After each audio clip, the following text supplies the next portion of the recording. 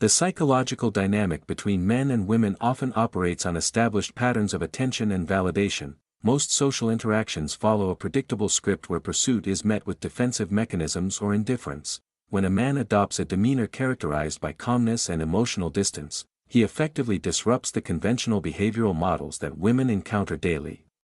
This disruption is not a mere tactic of indifference but a sophisticated form of pattern interruption that forces the cognitive processing of the observer out of autopilot mode. The initial phase of this attraction process begins with the establishment of differentiation in a modern social environment.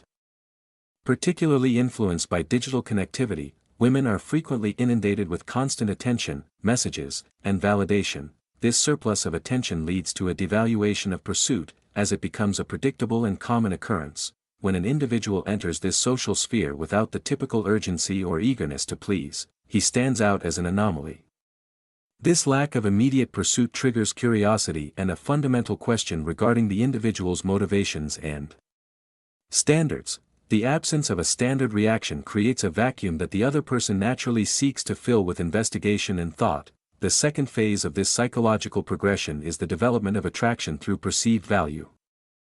A calm and reserved demeanor suggests the presence of two highly attractive traits, clear life objectives and the existence of other options. A man who does not prioritize the immediate pursuit of a woman is perceived as someone who has higher priorities, such as career, personal growth, or a mission. This perceived focus on a purpose is a primal indicator of high social value and stability. Furthermore, the lack of clinginess or desperation implies that the man is not lacking in social or romantic alternatives. Social proof is a powerful psychological driver. When a person acts as if they have options, others naturally assume those options exist, thereby increasing their perceived attractiveness. The third phase involves the transition from curiosity to the desire for conquest and validation. Human nature is often driven by the need to be recognized and admired by those who seem selective or difficult to impress. When a woman, who is accustomed to easy validation, encounters someone who remains emotionally composed and somewhat distant, her instinctual drive for validation is activated. She begins to question her own attractiveness in his eyes, which leads to a shift in the power dynamic of the interaction. The pursuit begins to reverse as she invests more effort, time, and emotional energy to earn the recognition that has been withheld. True emotional attachment is rarely formed through what is given freely but rather through what is earned through investment. To successfully maintain this position of calm authority, several practical pillars of behavioral control must be established. Physical proximity and touch must be managed with a sense of deliberate restraint rather than impulsive eagerness. Maintaining a degree of physical distance creates a tension that encourages the other party to initiate contact or bridge the gap. When the man is not the constant initiator of physical closeness, every subsequent moment of intimacy carries significantly more weight and value. The management of communication, specifically phone calls and digital messaging, requires strict personal boundaries. Frequent and unplanned communication can lead to a perception of overavailability and a lack of personal substance. By establishing specific windows for communication and allowing the other person to initiate contact more frequently, a man demonstrates that his time is a scarce and valuable resource. Setting boundaries regarding requests and favors is also essential to maintaining a high-value persona. Immediate compliance with every minor demand can inadvertently signal a lack of self-respect or a desperate need to be helpful to gain favor. An emotionally composed man provides assistance when appropriate but does not allow his schedule or boundaries to be dictated by the whims of others.